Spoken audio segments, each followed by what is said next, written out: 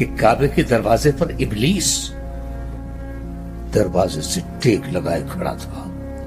ہاتھ میں اس کے ایک لگام تھی، گھوڑے کی لگام. حضرت اسے دیکھتے ہی پہچان گئے. اہل اللہ شیطان تو دور سے پہچان لیتے ہیں. تو بایزید بستامی نے اسے دیکھتے ہی پہچان لیا. ششدر رہ گئے.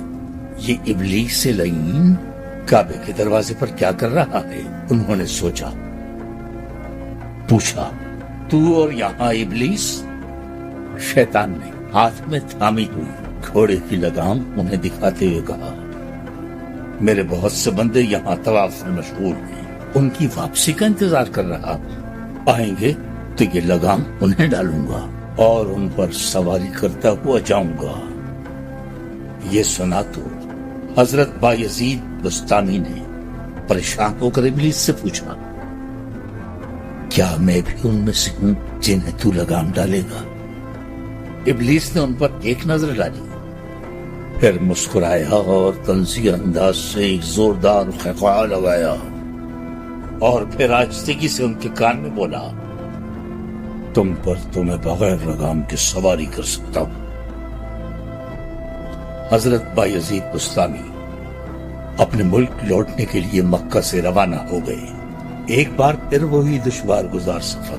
دریا، صحرا، وادیاں عبور کرتے، سفر کی مشکلیں جھیلتے. ایک تیز رو ندی کے کنارے پہنچے. انہوں نے اپنا لباس اوپر چڑھایا اور ندی پار کرنے والے ہی تھے کہ اچانک ان کی نظر پڑی. ندی کے کنارے ایک درخت کے نیچے ایک بہت ہی بوڑھے اور نابینا گز پر لمبی داڑھی والے بزرگ بیٹھے تھے. وہ بزرگ کے پاس گئے، حال احوال دریافت کیا. بزرگ بولے، بینائی سے محروم ہوں فرزند، حج کر کے لوٹا ہوں اور پریشان بیٹھا ہوا ہوں. میں بوڑھا نابینا اس حالت میں ندی کیسے پار کروں؟ حضرت بایزید بستامی کا دل بھر آیا. انہوں نے ایک دم سے اس بزرگ کو اٹھا کر اپنے کندھوں پر بٹھا لیا اور پانی میں اتر گئے. پانی کا بہاؤ خاصا تیز تھا. بہرحال کسی طرح وہ ندی پار کر رہے تھے، لیکن ابھی عین درمیان ہی میں پہنچے تھے کہ بزرگ نے جھک کر حضرت کے کان میں سرگوشی کی. کہا تھا نا تم سے کہ تم پر تو بغیر لگام کے سواری کر سکتا ہوں. تو پھر شیطان کہاں ہوا؟ پھر شیطان کو تلاش کرنے نکلو تو یہاں بھی ملے گا، وہاں بھی ملے گا.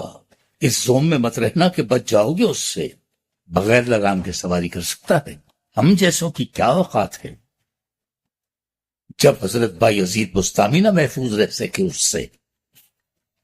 بات صرف اتنی سی ہے کہ یہ یہاں اور وہاں انسان کے اندر ہی ہیں.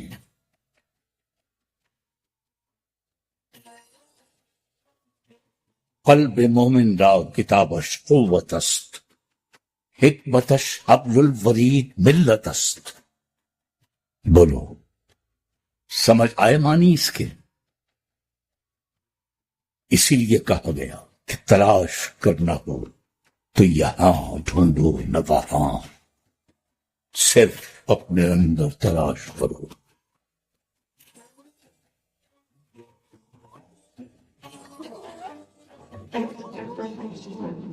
وہی یہاں بھی ہے اور وہاں بھی.